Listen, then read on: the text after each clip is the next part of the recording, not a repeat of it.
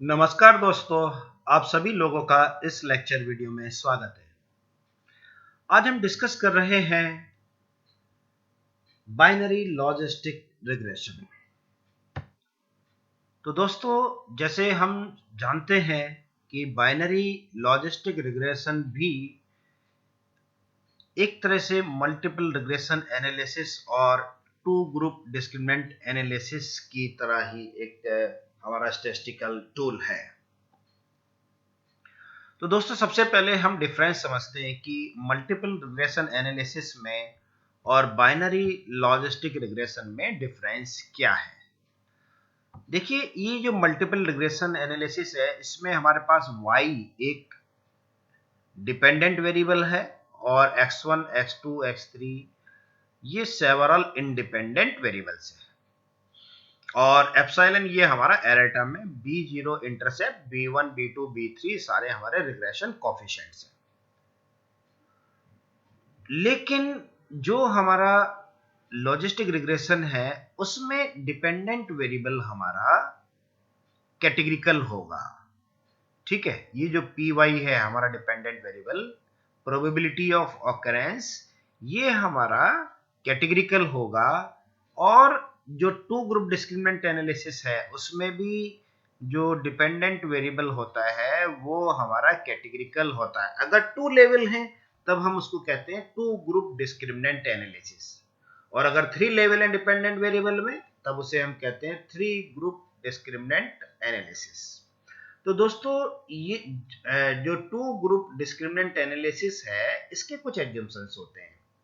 ठीक है, जैसे नॉर्मेलिटी का है, लिनियरिटी का है, या मल्टीकोलरिटी का इशू है, या इसके साथ साथ फिर हम वेरिएंस कोवेरिएंस मैट्रिसेस को हम बॉक्स एम के थ्रू चेक करते हैं कि वो होमोजेनिटी है उसमें या नहीं है। ठीक है ना।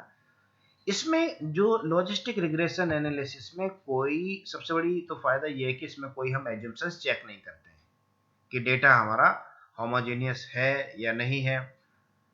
तो ये जो इश्यूज हैं टू ग्रुप एनालिसिस के, या जो उसके एजम्पशंस हैं वो फुलफिल नहीं होते हैं, उस केस में हम लोग लॉजिस्टिक रिग्रेशन एनालिसिस लगा सकते हैं।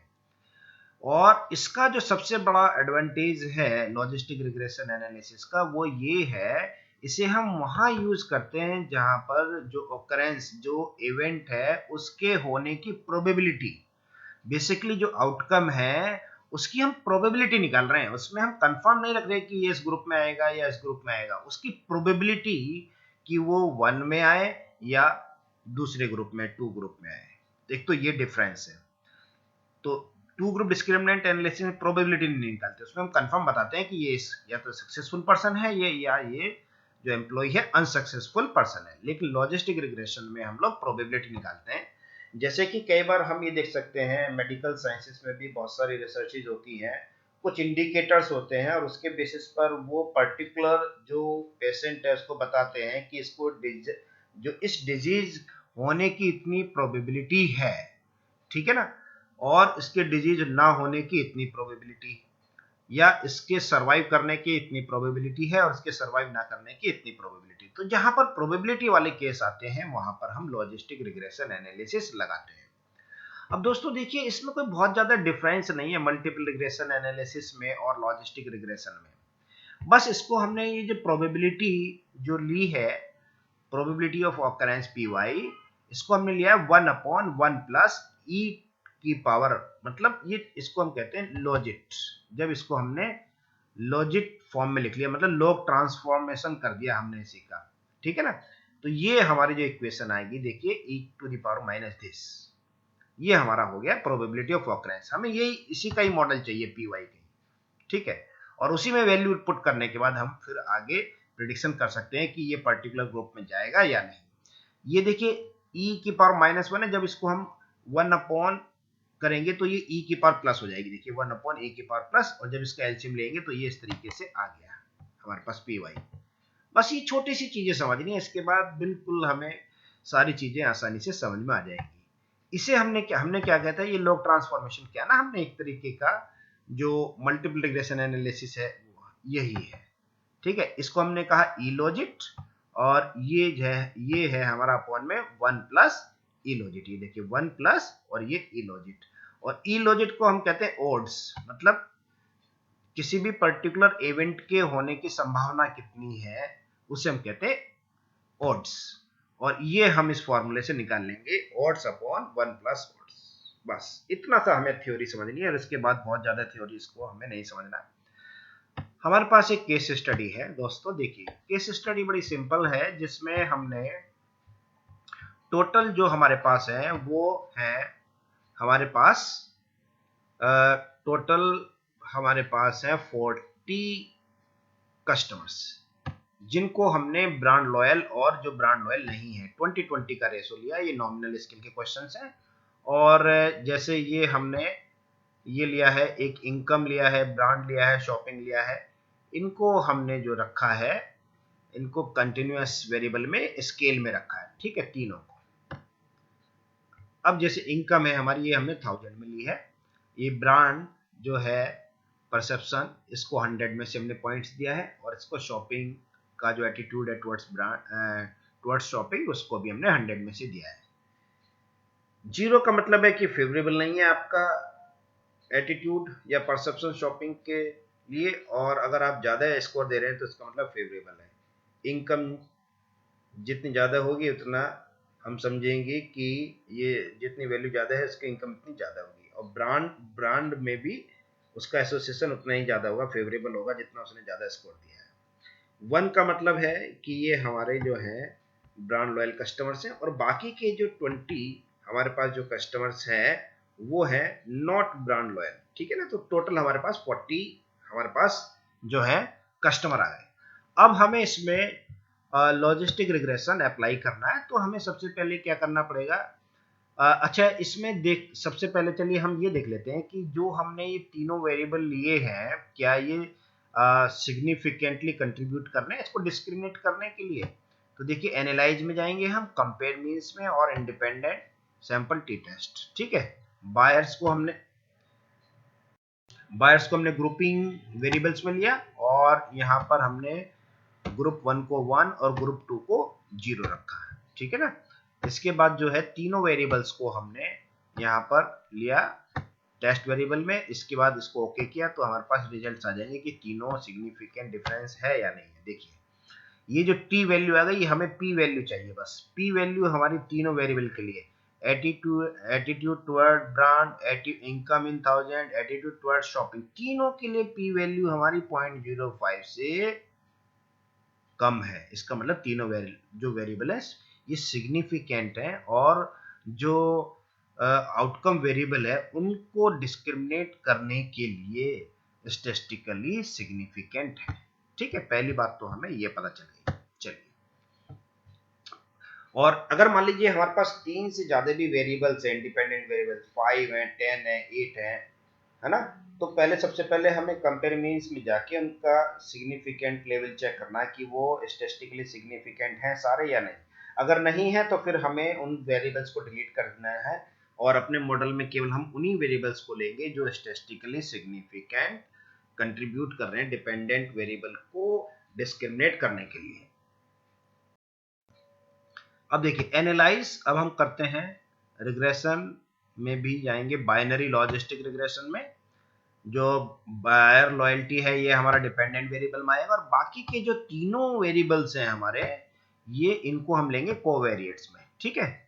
और इसमें हमें ज्यादा कोई सेव में हमें देखिए एक तो प्रोबेबिलिटी चाहिए कि किस ग्रुप में आएगा, और ये ग्रुप मेंबरशिप के बारे में बताएगा, ठीक है। और ये इसमें ऑप्शंस में हमें आइटरेशन हिस्ट्री चाहिए, और बाकी की आवश्यकता भी नहीं है, और फिर हमको ओके कर देना है। अब दोस्तों देखिए ओके हो गया। अब हम 1 बाय 1 करके एक एक टेबल को इंटरप्रिटेशन करते हैं। पहली जो टेबल है ये है केस प्रोसेसिंग समरी, इसमें इंक्लूड इन दी एनालिसिस 40 हमने पार्टिसिपेंट्स लिए हैं, कोई मिसिंग वैल्यू नहीं है, टोटल 40 है, 100% बैठ रहे हैं, ठीक है। नंबर 2, दूसरी जो टेबल है हमारी वो है डिपेंडेंट वेरिएबल एनकोडिंग, इसमें नॉट ब्रांड लॉयल उसको हमने 0 कोड दिया था, चाहे तो हम यहाँ पर चेक कर लें, सीधा ये कोडिंग के बारे में बता रहा है, ये देखिए 0 है ना, 0 का मतलब है नॉट ब्रांड लॉयल, वही लिखा है इसने, केवल इस टेबल में कोई नई चीज नहीं दी है इन्होंने, ये बताया कि कौन सा वेरिएबल आपने क्या लिया है। इसको कोडिंग हमने जो इंटरनल कोडिंग की थी 0 और इसकी ब्रांड लॉयल की 1। अब इसके बाद आते हैं ब्लॉक 0 बिगनिंग ब्लॉक में, इसमें स्टेप 0, इसका मतलब है कि अभी तक जो 0 स्टेप है इसमें केवल हमने कांस्टेंट लिया है। कोई भी देखिए constant is included in the model, इसके अलावा कुछ नहीं लिया। जो 3 हमारे इंडिपेंडेंट वेरिएबल्स थे इसको हम बोल सकते हैं नल मॉडल, ये बेसलाइन मॉडल। और इसको जो है जो हमारे इम्प्रूव्ड वाले जो मॉडल होंगे उनके साथ कंपेयर करेंगे, फिर देखेंगे कि हमारा रिजल्ट में कितनी जो उसकी रिजल्ट की प्रेडिक्टिव पावर्स कितनी बड़ी है। ठीक है, ये जो लॉग लाइक्लीहुड की जो वैल्यू आ रही है ये 55.452। अब हमें ये समझना है कि ये -2 लॉग लाइक्लीहुड है क्या। ये बेसिकली जो है ये हमें जैसे मल्टीपल रिग्रेशन एनालिसिस में हम लोग रेजिडुअल सम ऑफ स्क्वायर निकालते थे, और बिल्कुल उसी तरीके से बाइनरी लॉजिस्टिक रिग्रेशन में लॉग लाइक्लीहुड काम करता है। तो रेजिडुअल सम ऑफ स्क्वायर की वैल्यू जितनी कम होगी, रेजिडुअल बेसिकली है क्या, जो ऑब्जर्व्ड वैल्यू और प्रेडिक्टेड वैल्यू की जो डिफरेंस है उसे हम कहते हैं रेजिडुअल, है ना। तो हम चाहते हैं कि जो रेजिडुअल की वैल्यू कम हो, ऑब्जर्व्ड वैल्यू जो है हमारी प्रेडिक्टेड वैल्यू के पास आए, मतलब जो हम प्रेडिक्शन कर रहे हैं और ऑब्जर्व्ड वैल्यू दोनों बिल्कुल पास पास होनी चाहिए, तब हम कहेंगे कि हमारा जो प्रेडिक्शन है वो ज्यादा अच्छा है। और अगर हमारा प्रेडिक्शन ऑब्जर्व्ड वैल्यू से दूर चला जाता है तब हम कहेंगे कि इसमें एरर ज्यादा आ रहा है। सेम चीज इसमें यहाँ पर हमारा जो लॉग लाइक्लीहुड ये बता रहा है, ये एरर टर्म है बेसिकली, ठीक है ना। तो ये जितना ज्यादा होगा उतना हमारे लिए डिजायरेबल नहीं होगा, और जितनी इसकी वैल्यू कम होगी उतनी डिजायरेबल होगी। चलिए अब आते हैं हम क्लासिफिकेशन टेबल। ये क्लासिफिकेशन टेबल क्या है, ये हमें क्या बता रही है, इसका भी समझना बहुत जरूरी है। देखिए क्लासिफिकेशन टेबल में अभी स्टेप 0 का मतलब है कोई भी इंडिपेंडेंट वेरिएबल हमने इंक्लूड नहीं किया है। ये बेस मॉडल है, नल मॉडल है हमारा। इसमें हमने जो थे जो ब्रांड लॉयल नहीं थे उनको भी ब्रांड लॉयल बना दिया, और जो ब्रांड लॉयल थे उनको भी ब्रांड लॉयल, ये जो प्रेडिक्ट कर रहा है। तो इसका मतलब इन्होंने 100% तो प्रेडिक्ट किया है, लेकिन इनको तो जो ब्रांड लॉयल थे ब्रांड लॉयल वाली कैटेगरी में रखा है, इनको तो 100% प्रेडिक्शन किया है, लेकिन इनको इन्होंने 0% किया है प्रेडिक्शन। तो मतलब जो टोटल प्रेडिक्शन कितना हुआ है इनका 50%, जो हिट रेशो होगा इसमें इनका कितना होगा 50%। अभी चूंकि कोई मॉडल नहीं है, इन्होंने सभी को मान लिया कि ब्रांड लॉयल है, तो ये 50% अभी सही कह रहे हैं, 50% सही नहीं कह रहे हैं। लेकिन जैसे जैसे हम इसमें इंडिपेंडेंट वेरिएबल्स को इंक्लूड करते चले जाएंगे, वैसे वैसे हमारा जो परसेंटेज करेक्शन है वो बढ़ जाएगा। हम मॉडल को ज्यादा अच्छी तरीके से समझा सकते हैं, बता सकते हैं कि इन इंडिपेंडेंट वेरिएबल्स की वजह से हमने जो प्रेडिक्शन किया है वो ज्यादा अच्छा किया है। ठीक, इसके बाद आता है दोस्तों वेरिएबल्स इन द इक्वेशन। अभी चूंकि हमारे पास कोई भी वेरिएबल नहीं है, कोफिशिएंट नहीं है, 0 है, इसलिए तो ये अभी हमारी जो वैल्यू आ रही है वर्ल्ड स्टैटिस्टिक्स की और एक्सपोनेंशियल बी की, ये हमारे पास 1 और ये 0 और ये स्टैंडर्ड एरर हमारे पास 0.316 आया है। ये जो वर्ल्ड स्टैटिस्टिक्स है बिल्कुल टी टेस्ट की तरह है, क्योंकि अभी इसकी वैल्यू कुछ भी नहीं है इसमें, तो ये नॉन सिग्निफिकेंट, सिग्निफिकेंट वैल्यू कब आती है जब 0.05 से कम आती है। और ये एक्सपोनेंशियल की हमारी वैल्यू है।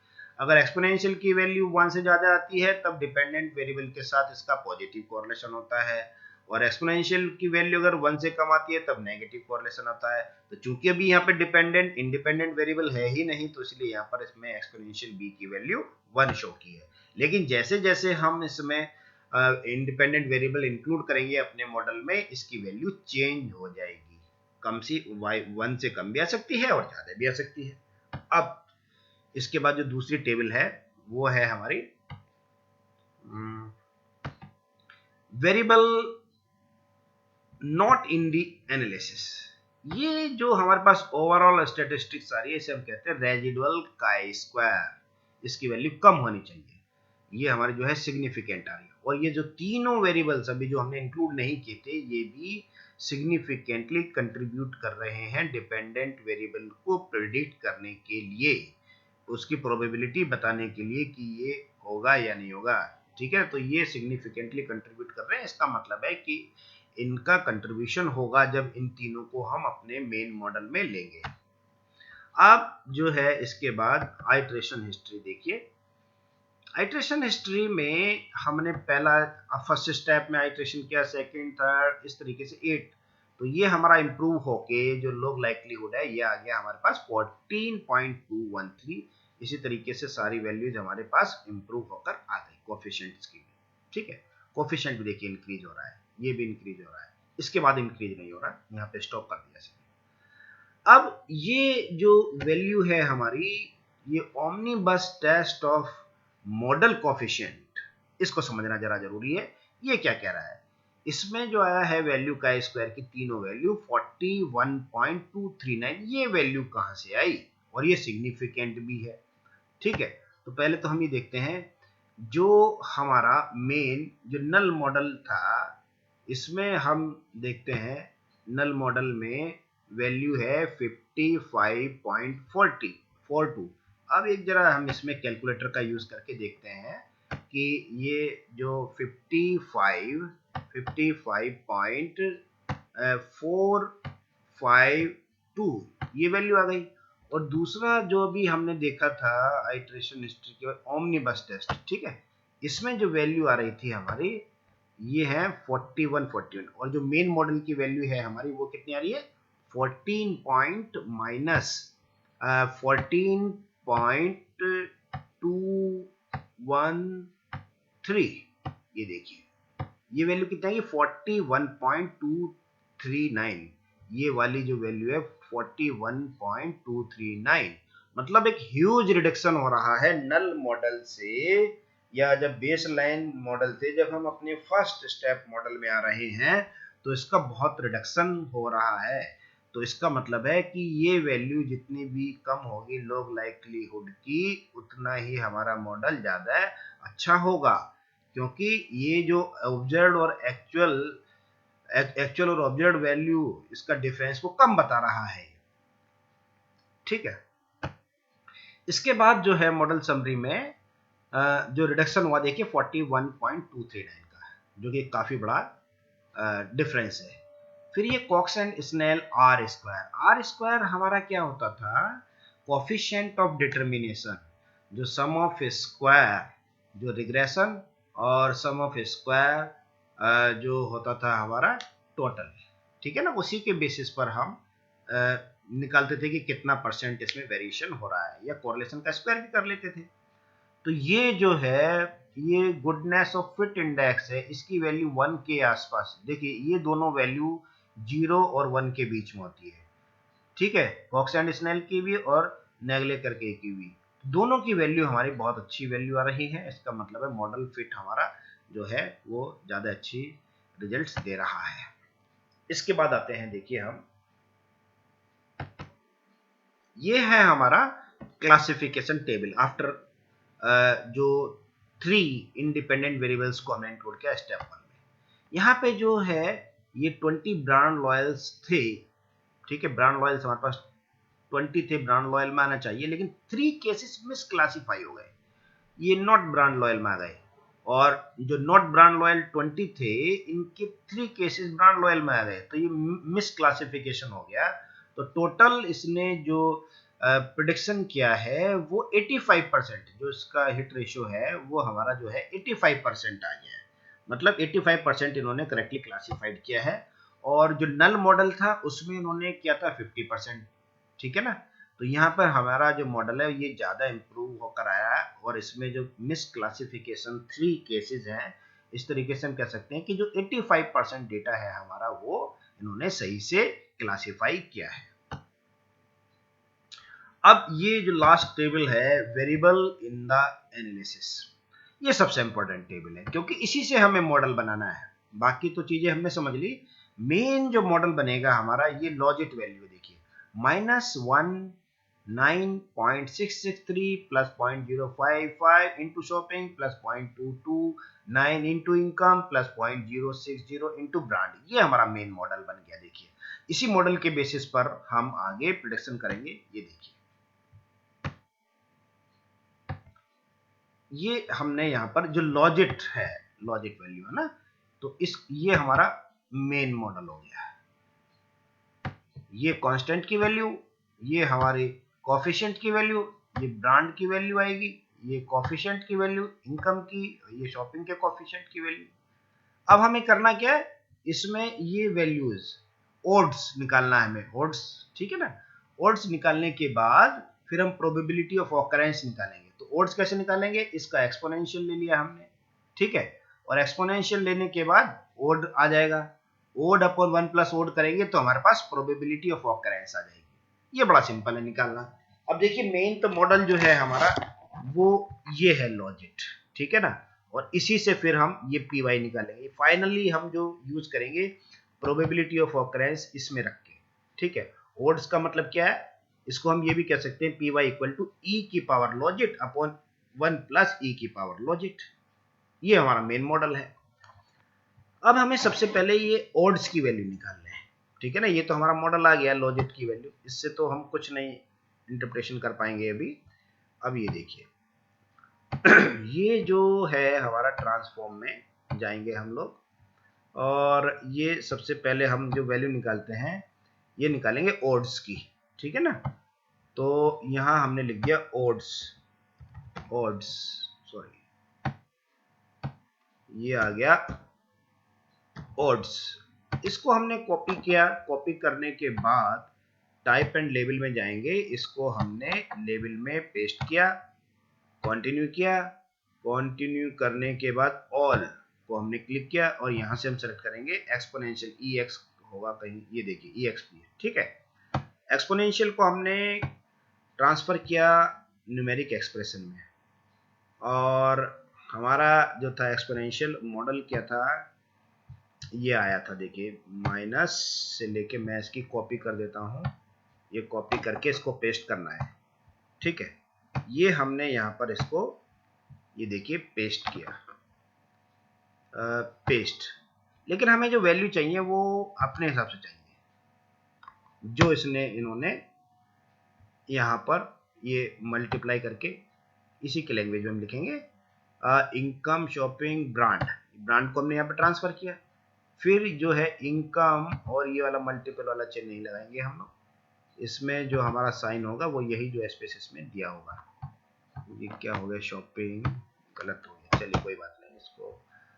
तो ये जो है हमारा इनकम, इसको हमने मल्टीप्लाई और इनटू इनकम, इसको हमने यहाँ ट्रांसफर किया।